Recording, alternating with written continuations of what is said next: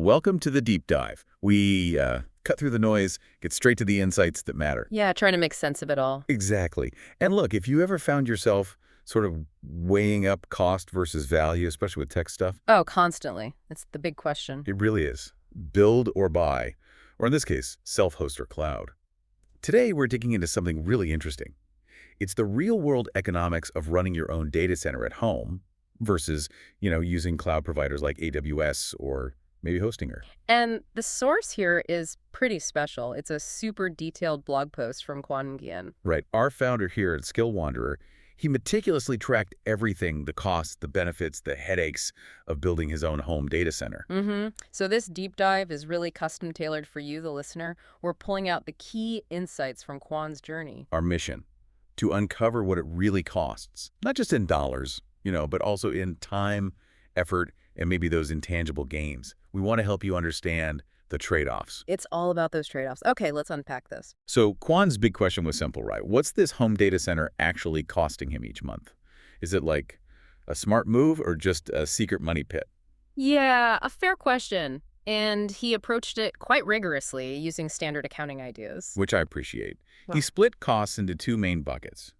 The upfront hardware cost, which he depreciates monthly, like a business would. Over 3 and 5 years, he calculated both. Right. And then the second bucket is the recurring monthly operational costs. Power, internet, that kind of thing. All converted to US dollars, just for clarity.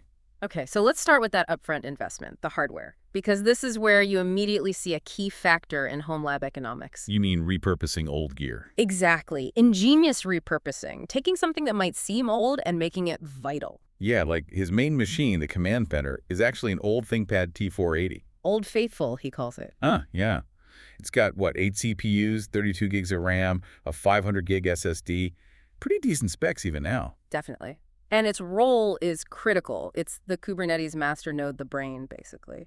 Right, orchestrating everything. Yeah, and it's also his NFS server for shared storage, and it hosts his databases, PostgreSQL and MySQL. Crucial stuff. And the kicker, he already owned it. He was fully depreciated from his earlier work. So the monthly hardware cost for this key piece, zero, zip, nada. That's huge. That strategic use of existing gear massively changes the cost calculation right from the start. It's not just an old laptop anymore. It's free infrastructure from a hardware cost perspective. Okay, but he did add some new stuff. There's the Worker Bee. Ah, yes, the Orange Pi 5 Plus. Right, a powerful little single-board computer. Also 8 CPUs, 32 gigs of RAM, 256 gigs of storage. This one's a dedicated Kubernetes worker node, doing the heavy lifting for applications. And this was actually a birthday present, wasn't it? It was, but for the calculation, he valued its upfront cost at $350. Makes sense. So depreciated monthly, that comes out to what? Either $9.72 a month over 3 years, or just $5.83 a month if you stretch it to 5 years. Okay, so even the new dedicated hardware adds, less than $10 a month. Pretty reasonable. It's an investment, sure, but it doesn't break the bank. Not at all. Then there's the basic networking stuff. A simple 1 gigabit switch, a few Ethernet cables for stable connections. The essentials. Totally. Upfront cost was tiny, like $11.56. So the monthly depreciation is literally pennies, like 32 cents or 19 cents, depending on the 3 or 5 year time frame. Negligible, really. And the router, his internet gateway, included free by his ISP, another zero on the balance sheet. All right, so that covers the depreciated hardware costs. What about the bills that come every month, the operational stuff? Okay, first up, electricity. This one surprised me. How low it was. Yeah, he estimated based on the maximum wattage of all devices combined about 70 watts total. Which is probably higher than the average draw, realistically. Probably. But even using that maximum, the monthly electricity cost came out to just $2.87. Wow. That's less than a cup of coffee in most places. Right. Powering a whole mini data center. Now, we got to add his disclaimer here. That cost is specific to Hanoi, Vietnam in May 2025 when he wrote this. Good point. Vital context. Yeah, if you're listening elsewhere, your local energy prices could be way different. And the actual load on the machines matters too. So your mileage may vary, as they say. Absolutely. A heads up for anyone doing their own math. Okay, next recurring cost, internet. The digital lifeline. Crucial. He's got a 1 gigabit per second plan. It's shared with his home use, which is common. And critically, unlike cloud providers usually, there are no extra data transfer costs baked in. That's a big one. Those egress fees can bite you in the cloud. For sure. And he uses a clever trick, Cloudflare tunnel. Ah, yeah. To expose his services securely without needing a static IP from his ISP. Exactly. Saves him paying extra for a fest public IP address. That service costs him $8.91 a month. Smart. So, okay. Hardware depreciation, electricity, internet. Adding it all up, what's the grand total for the home lab? All right, the moment of truth. Depending on whether you use the 3-year or 5-year depreciation, Quan's total monthly cost is running between $17.80 and $21.82 per month. Get out. Under $22 a month for the whole setup. Yep, $17.80 to $21.82 per month. Not too shabby. Not shabby at all. That's incredibly lean. Especially considering it hosts his Skill Wanderer blog, a Moodle instance, databases, and it's his, personal tech playground. It really is. What's fascinating here is just how economical this setup actually is for what it delivers. It really is. And it immediately makes you ask the next question, doesn't it? How does this compare to the cloud? Exactly. How does this stack up against just paying AWS or someone else for similar resources? Because, let's face it, the cloud is the default for so many people. Totally. So Quan did that comparison. First, he looked at AWS, specifically their light sales service. Which is sort of AWS's simpler VPS Yeah. offering, yeah. Straightforward pricing, less complex than full EC2. Right. He tried to find an instance comparable to his Orange Pi 5 Plus worker node. So looking for similar CPU and RAM, 8 vCPUs, and 32 gigs of RAM. Okay, and what did he find? He found a light sale instance that matched 32 gigs RAM, 8 vCPUs. It actually came with more storage, 640 gig SSD versus his 256 gig eMMC, and a hefty 7 terabytes of data transfer included. Sounds pretty capable. And the cost? $160 per month for one instance. Oof. Okay, 160. Yeah. So compare that $160 for just one comparable cloud server to his entire home lab cost, which maxes out at, say, $21.82. That single light sale instance is, doing quick math, roughly 7.3 times more expensive than his whole setup. Right. And his setup really relies on two main machines, the ThinkPad and the Orange Pi. To truly replicate that capability in light sale, he'd need two of those $160 instances. So $320 a month. Exactly. Which is suddenly somewhere between 14.7 and 18 times more expensive than his home lab. Ouch. Okay, wow. That is a stark difference. But to be fair to AWS, Yeah, I gotta be balanced. That $160 or $320 includes things Quan has to manage himself, right? Electricity, the physical hardware, maintenance, the basic networking gear, it's all bundled in the AWS price. true. Plus you get things like a static IP address included usually, choice of data center location, things that matter for businesses. Definitely. So you're paying a premium, but you are getting convenience and some bundled services. Okay, so AWS light sale is, well, pricey in this comparison. Uh-huh. What about a more budget-focused provider? Yeah. He looked at Hostinger, too. Ah, yeah. They often compete heavily on price, especially introductory offers. What did he find there? He looked at their KVM8 plan. Specs are pretty close again. 8 vCPU cores, 32 gigs RAM, a fast 400 gig NVMe drive for storage, and a massive 32 terabytes of bandwidth included. Okay. Sounds comparable. And the price? This is where it gets really interesting. Hostinger's known for those promo deals, right? Oh, yeah. Low intro prices, commit for a year or two. Exactly. For that KVM8 plan, if you sign up for 24 months, the promotional price is just $19.99 per month. Wait, $19.99? That's actually slightly cheaper than Quan's home lab on the 3-year depreciation schedule. Right. Initially, it looks like a winner, but, Yeah. and this is the big catch you always need to watch for, The renewal price. Ingo. After those 24 months, that $19.99 jumps up to $45.99 per month. Ah, more than double. Yep, suddenly it's 2.1 to 2.6 times more expensive than his consistent home lab cost. Okay, that's a significant jump. What about their monthly plan? No long commitment. Even pricier long term. It's $38.99 for the very first month. Then it goes up to $59.99 per month after that. Wow, so 2.7 to 3.4 times his home lab cost, ongoing. Precisely. So if we connect this to the bigger picture, that initial super low price can really hide the true long-term expense. Absolutely. And if Quan needed 2 of those KVM8 instances to match his home lab's 2-node setup, Right. On the 2-year promo, that'd be about $39.98 a month initially. still sounds okay. But it would renew at roughly $91.98 in a month, almost $100. Okay, yeah, that adds up. And the true monthly plan for 2 would be even higher, like pushing $120 a month after the first month. So, yeah. On pure long-term running costs, the home lab is definitely holding its own, even against the budget options once the promos end. Let's recap those numbers head to head then. Home lab, around $18, $22 a month. Right. AWS light sale for 2 comparable instances, Around $320 a month. And Hostinger, for two instances, starts around $40 on promo, but jumps to about $92 a month on renewal, or even higher monthly. The difference is pretty stark. But this comparison really highlights something important for you, the listener. Yeah, what's that? That the cheapest option on paper, especially initially, isn't always the best fit depending on your goals and time frame. Right.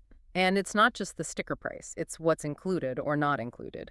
Quan uses workarounds like Cloudflare Tunnel to avoid static IP costs. Cloud providers usually bundle that. Exactly. And the cloud bundles maintenance, scalability, uptime, guarantees, things you pay for in that higher price. Yeah, cloud providers handle automated backups, often as an add-on. They offer that amazing on-demand scalability, spin up more resources instantly. Can't do that easily with a home lab.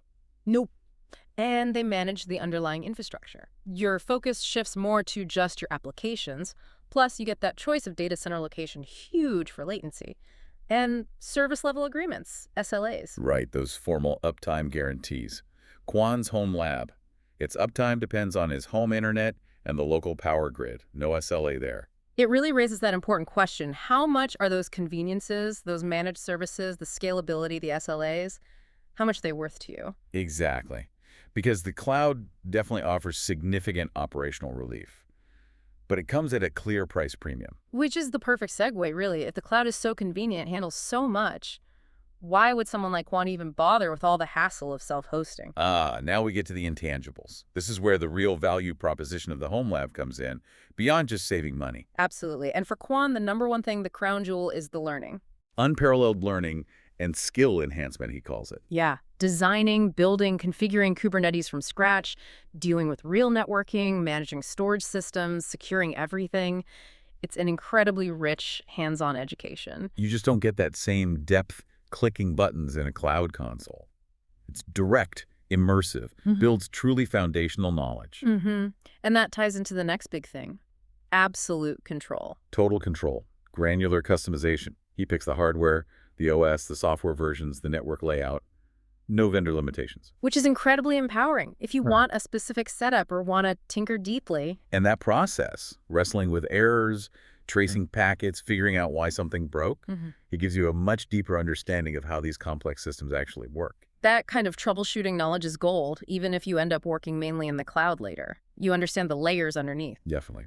Then there's data privacy and sovereignty. A big one for many people these days. For sure. Just knowing your data is on your hardware, in your home, that peace of mind has real value. And let's be honest, there's also just the intrinsic joy of building something cool, right? Yeah, the satisfaction of creating something complex and functional, solving those tricky problems.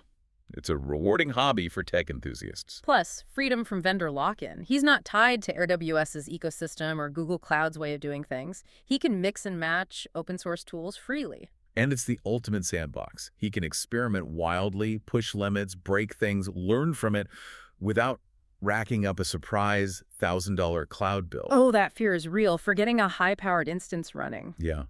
A home lab lowers the risk of experimentation dramatically, fosters real learning and innovation that way. And this isn't just theoretical fun. His home lab is doing real work, hosting his Moodle LMS for AI literacy experiments. Right. The Skill Wonder WordPress blog itself, which is the source for this deep dive. Developing his custom portal page, it's enabling tangible projects and future open source tools he plans to release. That ability to just build and deploy without constantly thinking about metered costs is liberating. Plus, the hardware itself retains some value, can be repurposed again later, like that ThinkPad. So the takeaway for you, the listener, it's way more than just a server. It's a powerful learning engine, a platform for creation. But there's always a but, isn't there? Always. The other side of the coin, the reality check. Sweat equity, the hidden efforts, what Quan calls the time tax. And that time tax is arguably the biggest cost, even if it's not on the monthly bill. We're talking hours and hours spent on research, setup, config, troubleshooting. Updates, security patching, ongoing maintenance. It's a significant time commitment. Yeah, the complexity is real. You're managing everything. Infrastructure, storage, networking, orchestration. And when things go wrong, the buck stops with you. Yep. No support ticket to file. You are the sysadmin, the network engineer, the troubleshooter, uptime, reliability, security. It's all on your shoulders. There are home internet hiccups. Your power goes out. Your services are down, period. And security is a constant job. It's not just set and forget. Tools like Cloudflare Tunnel help, but you need to be diligent about patching, firewalls, understanding potential threats. Plus the physical stuff people forget. Where do you put it? What about noise, heat, power draw? Even if low, is still a factor. And it's definitely not always glamorous. There will be moments of intense frustration. Quan admits that. Anyone who runs a home lab knows that feeling. But hopefully followed by the triumph of fixing it. Hopefully, and things like backups and disaster recovery. In the cloud, it's often a checkbox. In a home lab, you have to design and implement that strategy yourself consistently. So it really forces you to ask, right? Is that time investment worth the benefits for you? It's a deliberate choice, not just defaulting to the cheapest option. Exactly. It's a personal calculation balancing those amazing intangible gains against the very real effort required. Which brings us back to the final question for Quan himself. Uh-huh. After laying all this out, is his home data center actually cost-effective for him? His answer, for his specific situation and goals, is a clear, resounding yes. Okay, why? Well, first, the financials work long-term. That low, predictable monthly cost undercuts the cloud significantly after promos, making it sustainable for his personal projects and skill wanderer initiatives. So the money side holds up, but you said the main thing was learning. Exactly. For him, the primary ROI isn't dollars saved, it's the massive and ongoing learning. Those practical skills in Kubernetes, Linux, networking, security, that's the real payoff. He sees the time tax as a willing investment in deep expertise. Like a personal, continuous tech boot camp. Pretty much. And the lab is a powerful launchpad. It enables his AI literacy work, the blog, future tools. That freedom from metered billing fuels his creativity to just try things. And he values that absolute control too, right? Tailoring it exactly how he wants. Pushing boundaries, innovating in ways that might be restricted or expensive in the cloud. But, and this is crucial, he stresses this isn't a universal recommendation. Not at all. His yes is deeply personal. It's based on his circumstances living in Hanoi in May 2025. His tech background, his specific learning goals, his willingness to invest the time. Right. For someone else listening, maybe someone running a business where uptime is critical, or someone who just wants ease of use and minimal hassle, or someone who needs instant scalability. For them, a managed cloud service, despite the higher cost, might be far more cost-effective overall because it saves them that huge time investment and reduces operational complexity. Yeah, there's really no single right answer here, is there? It's all about your priorities, your goals, your tolerance for tinkering versus paying for convenience. Obviously, it depends what you value most. You got it. So this deep dive into Quan's home lab economics really drives home that choosing between self-hosting and the cloud.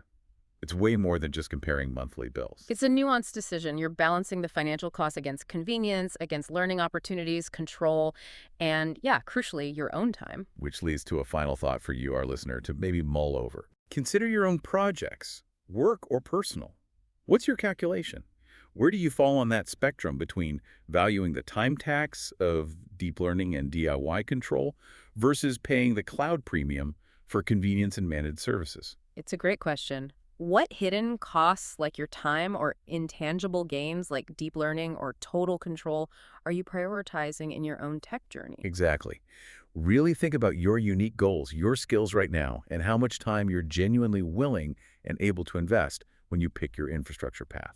There's no wrong answer, just the right answer for you. Well said. Thank you so much for joining us on this deep dive. Until next time. Keep exploring, keep learning. And keep asking those burning questions.